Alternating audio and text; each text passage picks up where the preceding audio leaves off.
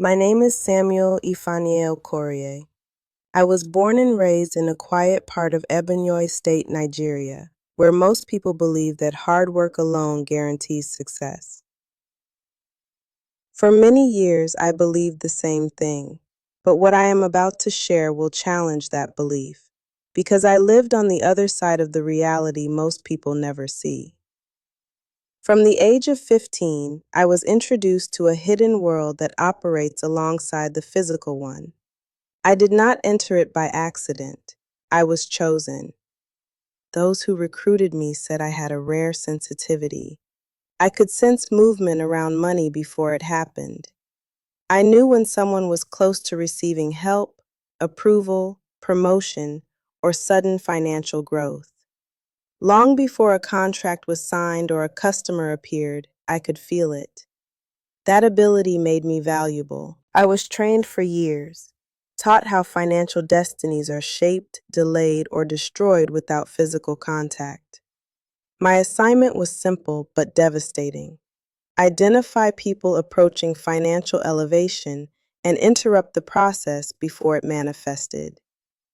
Most of the targets were religious people, especially Christians, because they often stood on the edge of major breakthroughs without realizing it. For over 2 decades, I worked in that system. I learned how to influence outcomes quietly. Sometimes all it took was confusion at the right moment. Sometimes it was delay. Sometimes it was redirection.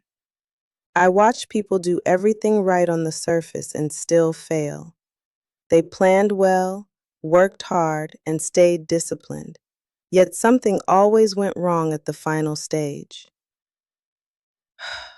Businesses collapsed after years of growth. Loans were approved and suddenly withdrawn. Jobs were promised and then given to someone else. Money came in but disappeared through emergencies that made no sense. The people affected rarely suspected anything beyond misfortune. But not everyone was vulnerable. There were individuals who repeatedly escaped our reach. No matter how carefully we planned, nothing worked. Their finances remained stable even during economic downturns. Opportunities kept finding them. Losses that should have destroyed them somehow turned into gains. These people became subjects of discussion among us because they did not follow the usual pattern. At first, we thought they were protected by wealth or connections. But when we observed closely, that theory failed. Some of them were poor by appearance. Some lived modestly. Some had no influential friends, yet they were untouchable. The answer revealed itself slowly. They controlled their mornings. Every day begins with a transfer of authority. Most people do not understand this. The early hours of the day set the direction for everything that follows. Whoever establishes influence first determines what is permitted later. When people woke up anxious, rushed, angry, or distracted, they left space for interference. That space is where we operated best. But some people filled that space before we could enter. They woke up and deliberately handed their finances to God. This act was not emotional, it was legal. In the spiritual realm, ownership matters. When someone declared that their work, income, business, and opportunities belonged to God for that day, ownership shifted. Once ownership changed, access was restricted. I remember a transport contractor in Enugu who was scheduled to receive a government deal that would triple his income. A rival paid to stop him. We interfered with documentation, communication, and timing. Nothing stuck.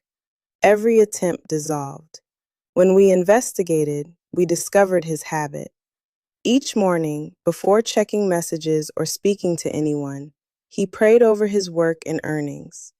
The moment he did, his financial path became sealed. We withdrew after months of wasted effort.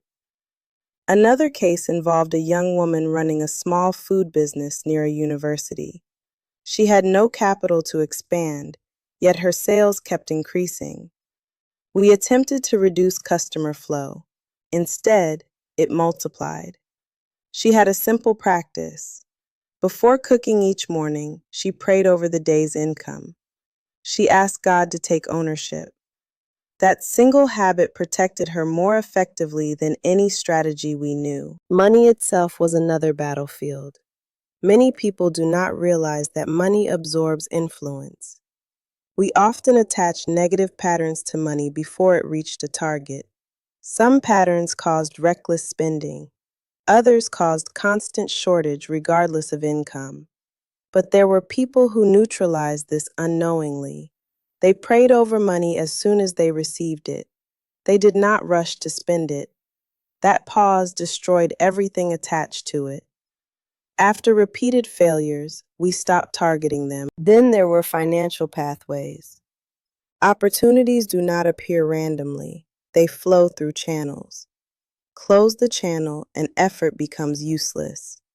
This method was effective because the victim felt normal. They simply experienced repeated disappointment. But some people spoke directly to these channels every morning. They declared openness. When they did, closures could not hold.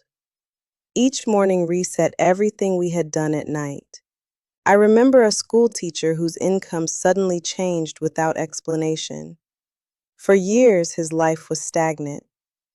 Then he began praying consistently at dawn, declaring access to opportunities. Within months, side projects emerged. Support came from unexpected places. Even his former applications were revisited. We lost control over the situation completely. One of the most frustrating elements for us was unseen assistance.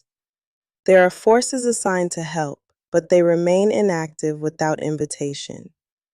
When people prayed intentionally in the morning, that assistance activated. Once active, our strategies failed. We avoided confrontation because it always ended badly for us. Our only option was to keep people distracted enough not to pray. Those who remained disciplined became unreachable. The final blow to our work was restoration prayer. Every loss we caused was recorded, but consistent prayer for restoration accessed those records. Money returned through refunds, forgotten debts, inheritances, or ideas. Lost time was compensated with acceleration. Entire family patterns changed. What we had enforced for generations unraveled in months. I saw families rise after decades of struggle because one person refused to accept stagnation as destiny. Eventually, I left that world, not because it collapsed, but because I understood too much.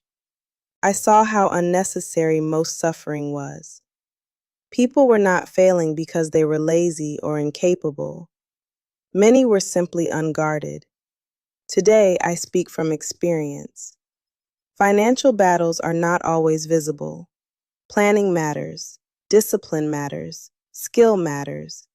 But neglecting spiritual ownership leaves everything exposed. If you work tirelessly and still struggle, if income never seems to last, if doors almost open but never do, consider how you begin your day. Control the morning and the day follows. I know this because I once relied on people not knowing it.